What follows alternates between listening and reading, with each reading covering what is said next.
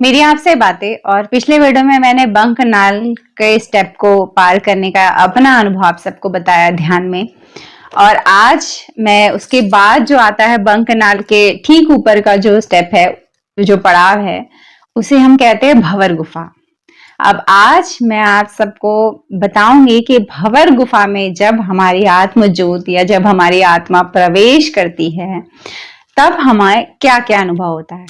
तो देखिए, जब हम शुरुआत में आदि देवी की शक्ति पर काम करते हैं तो जो हमारे नीचे का मूलाधार चक्र है और उसके बाद का स्वादिष्टान चक्र, मणिपुर चक्र, अनाहत चक्र और विशुद्धि चक्र, तो ये जो नीचे के 5 चक्र हैं वो हमारे पंच तत्व को बिलोंग करते हैं। तो इन पांचों के कुछ ना कुछ रंग हैं अलग अलग।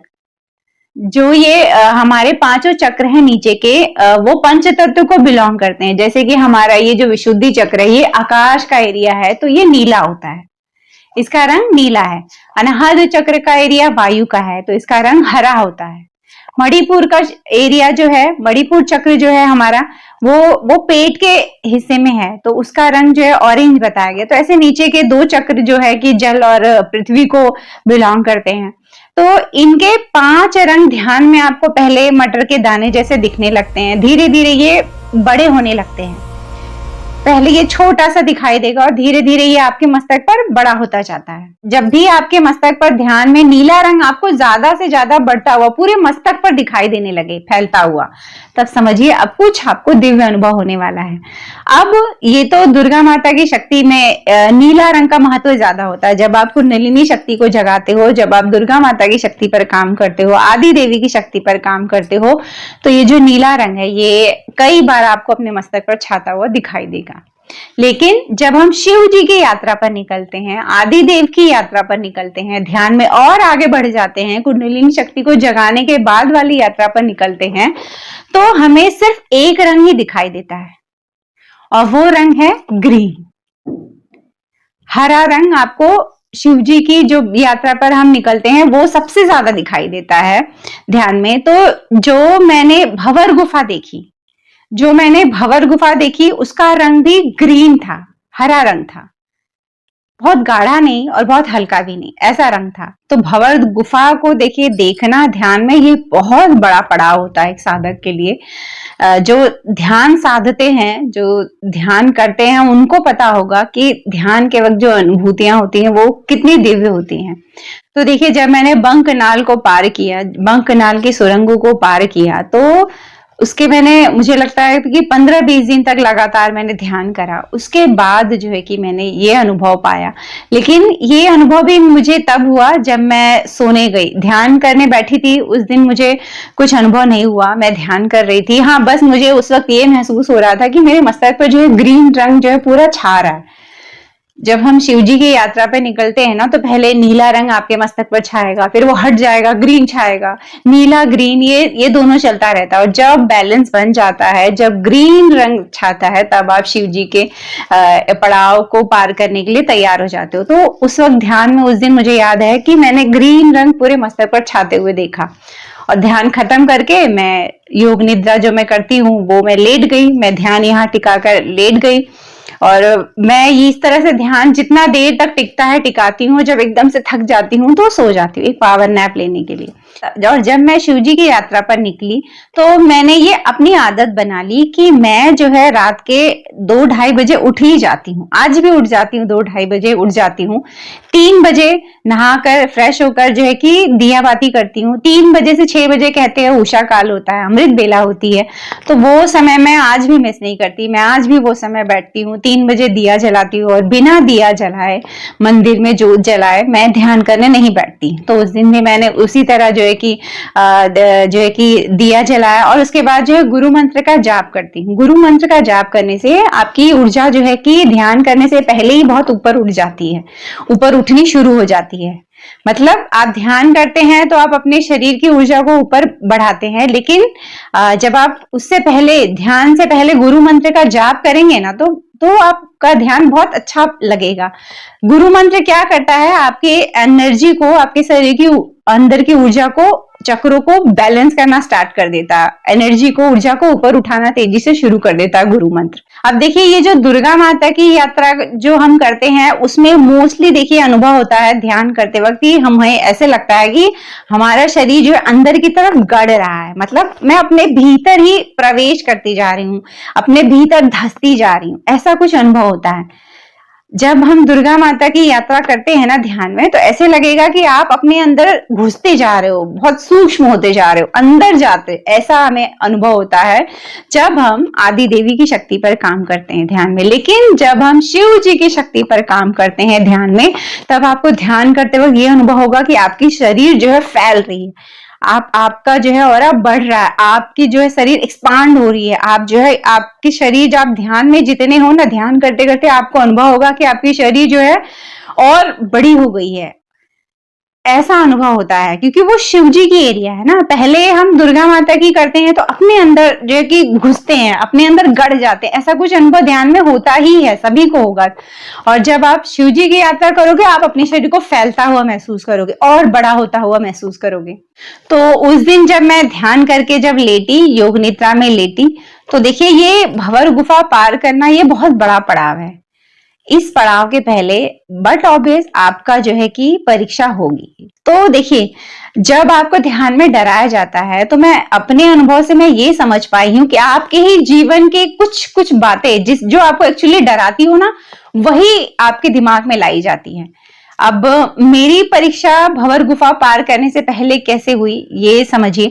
मैं जो है कि मुझे याद है मैं कॉलेज जाया करती थी, तो जब मैं कॉलेज जाते निकलती थी सुबह में, तो बहुत अंधेरा होता था रास्ते पर। तो जब मैं घर से निकलती थी बस स्टॉप तक पहुंचने के लिए, तो रास्ते में कभी कभी मुझे बहुत अंधेरा दिखता था, तो मैं बहुत डरती थी उस अंधेरे को देखकर कि यार बड़ा अंधेरा है, मैं अकेले रास्ते पर चल रही हूँ। तो एक भय मेरे अंदर था। अब वही भय जो है निकाला गया ध्यान में मुझे, और उसी भय से मुझे डराने की कोशिश की गई। आपको ध्यान में वही तरीके से डराया जाएगा जो एक्चुअल में कभी आपका डर रहा होगा, जो एक्चुअल में आप कभी उस बात से या उस चीज से डरे रहे होंगे, वही आपको दिखाया जाएगा कि आप उसी से डरिए। आप ही के दिमाग से तो वो निकालना है ना भय, तो वो आप ही के दिमाग में छुपी हुई कुछ बात, कुछ ऐसे मेमोरी निकाली जाएगी, वही चीज से डराया जाएगा। तो देखिए मुझे जब मैं लेटी, मेरा ध्यान लगा, तो मुझे क्या दिखाई दिया कि मैं जो है कि वही बस स्टॉप के पास खड़ी हूँ, और मैं जहां खड़ी हूँ वही सुबह के समय खड़ी हूँ, बहुत अंधेरा है आसपास। और एक टाइम अंधेरा ऐसा हुआ कि मैं जहां खड़ी हूँ ना, उसके सामने, मेरे सामने आके घनघोर अंधेरा हो गया। उस बस स्टॉप के सामने मैं खड़ी हूँ, बस स्टॉप पर खड़ी हूँ, बस के लिए इंतजार कर रही हूँ, और मेरे सामने इतना अंधेरा कि मुझे कुछ भी नहीं दिखाई दे रहा। मैं डर गई, मैं भयभीत हो गई, और फिर जब मैं डरी तो मैं पीछे पलटने लगी कि देखूं आगे तरफ इतना अंधेरा है, पीछे। तो मैं पीछे मुड़ी तो पीछे भी पूरा सर्कल सा वो अंधेरा मेरे चारों तरफ फैल गया। अब यूं समझिए मैं पूरे काले अंधेरे के बीच में मैं खड़ी हूँ, और मैं वो काला अंधेरा बहुत दूर तक फैला हुआ, मतलब ऐसे लग रहा है सब कुछ अंधेरा ही हो गया है इस धरती पर, और मैं वहां बीच में खड़ी होकर उस अंधेरे को देख रही हूँ। तो ये डरावना था मेरे लिए।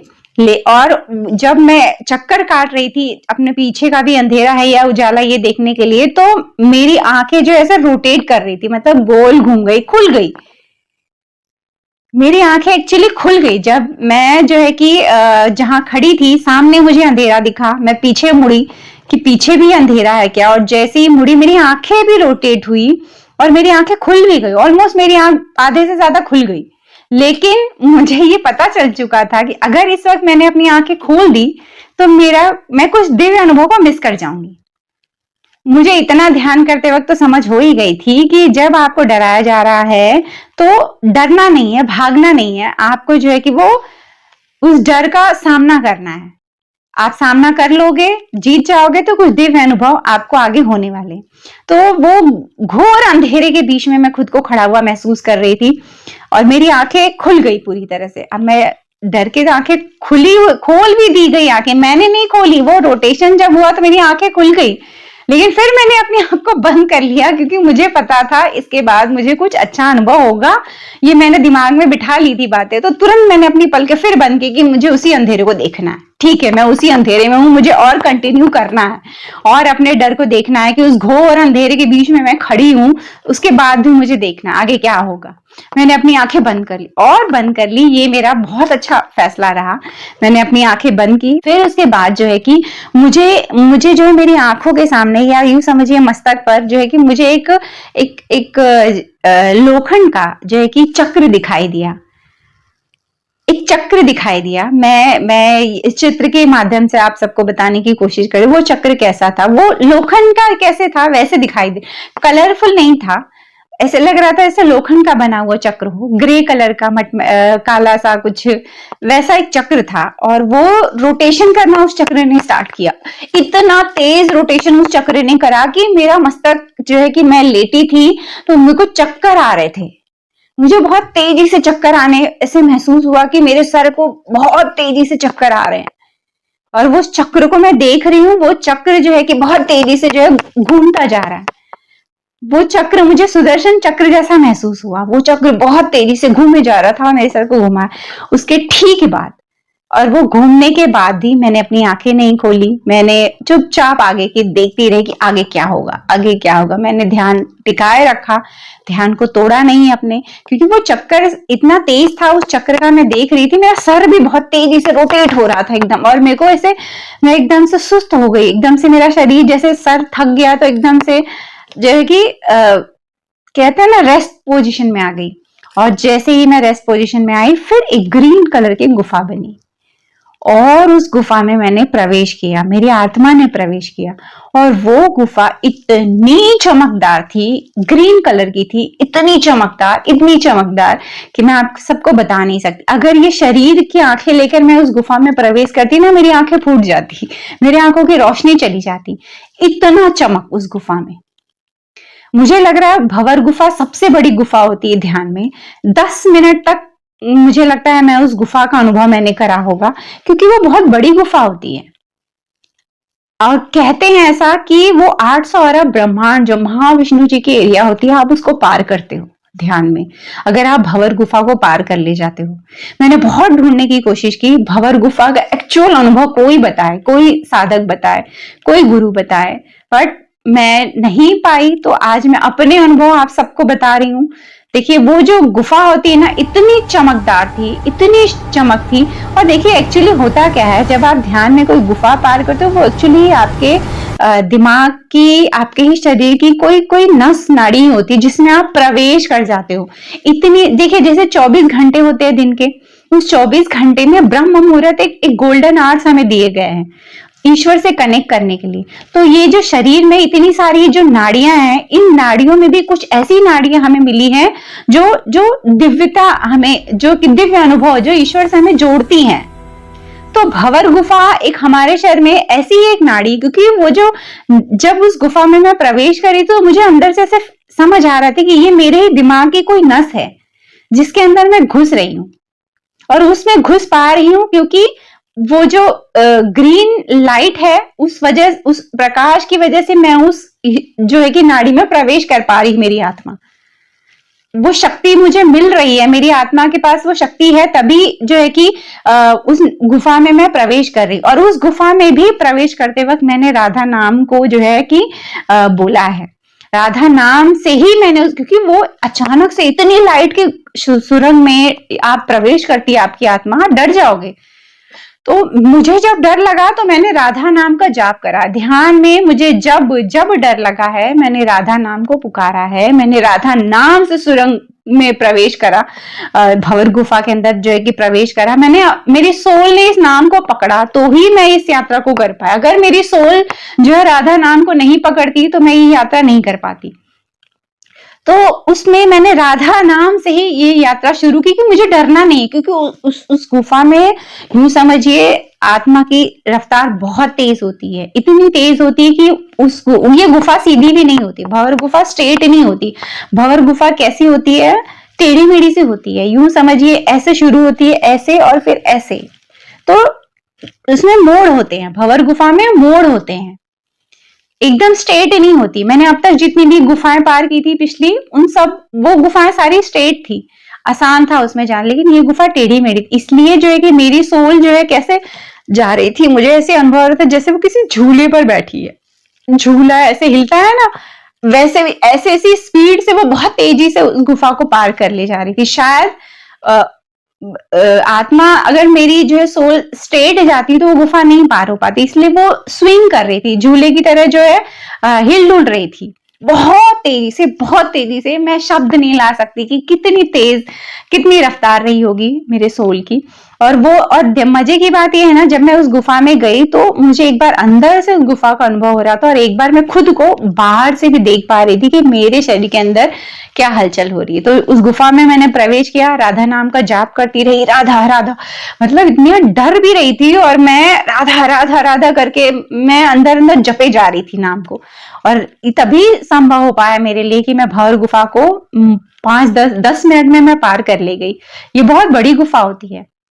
तो ये तो भीतर का अनुभव। अब मुझे बाहर से क्या अनुभव हुआ, जब मैंने अपने आप को सोते हुए जब मेरा ये जो कि चक्र एक्टिव रहता, आज्ञा चक्र, तो बाहर से भी आप देख पाते हो आपके शरीर में क्या चल रहा है। भीतर से मैंने देखा ही, और बाहर से ना मुझे ऐसे लगा कि कुछ यहाँ से मेरे सर से आके कुछ ऐसे कचोड़ रहा है, या कुछ हलचल बहुत ज्यादा हो रही किसी नस में, और यहाँ से ऊर्जा नीचे उठ के यहाँ तक आई, फिर ऐसे ऊपर चली गई। और मेरा सर जब जब जब कुछ मेरी किसी नस में जो है कि मैं प्रवेश कर रही थी, तो मेरा सर नींद में ऐसे हो रहा था, ऐसे मूवमेंट हो रही थी मेरे सर में, तो यहाँ तक वो पहुंची, यहाँ मेरे हिस्से तक, और मैं नींद में आंखें बंद है मेरी, पर मुझे महसूस हो रहा था कि कुछ यहाँ तक आया, यहाँ से फिर ऊपर उठा, और फिर मैं गुफा में प्रवेश कर गई कि देखूं इस गुफा के जो पार करती हूँ तो उसके बाद क्या होता है। मुझे बहुत समय लगा, मैंने बहुत, बोलते ना कि सुकून से, चैन से उस गुफा को जो है कि देखा,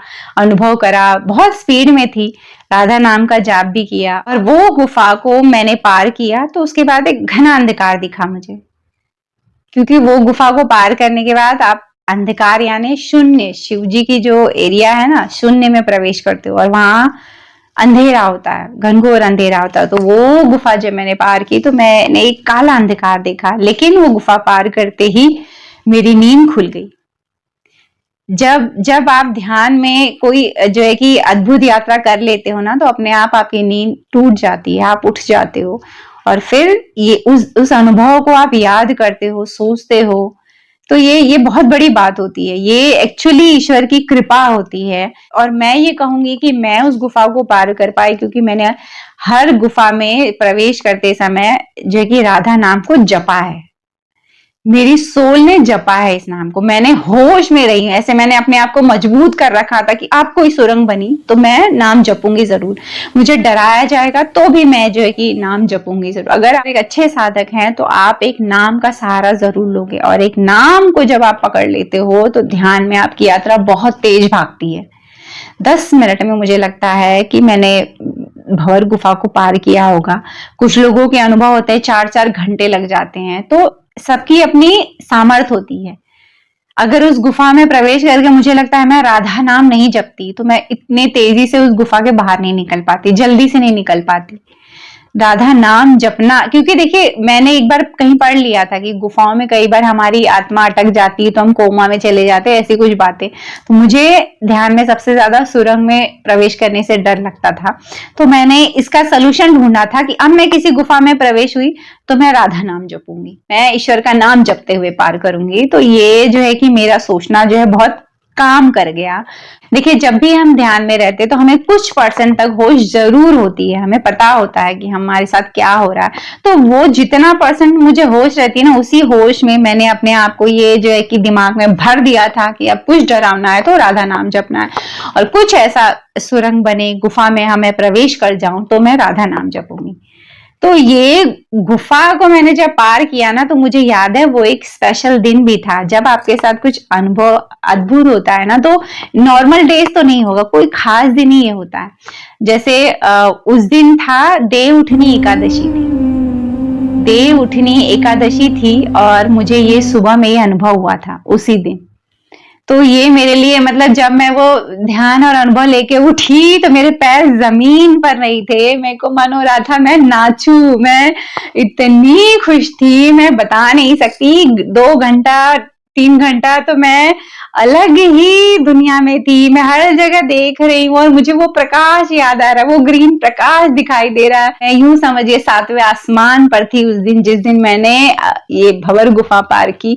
उस दिन मुझे पता चला राधा नाम की महिमा क्या है। उस दिन मुझे पता चला कि जब आप कोई संसार से वैराग्य हो जाता है तो ईश्वर जो है कि अपनी कृपा कैसे आपको दिखाते हैं, कैसे आप तक पहुंचने की कोशिश करते हैं। अगर आप सच्चे मन से उनको पुकारते हैं तो आप जो है कि अनुभव कर पाएंगे उनकी उपस्थिति की, उनके प्रेजेंस की। संसार से आपका मन उठ जाना तो आपका ध्यान बहुत तेज भागेगा। अगर कोई मरने जा रहा है, ऑब्वियसली कोई मरने जा रहा है, इसका मतलब उसको इस संसार में कुछ नहीं दिखा, इस संसार में उसको जीने जैसा कुछ नहीं दिखा।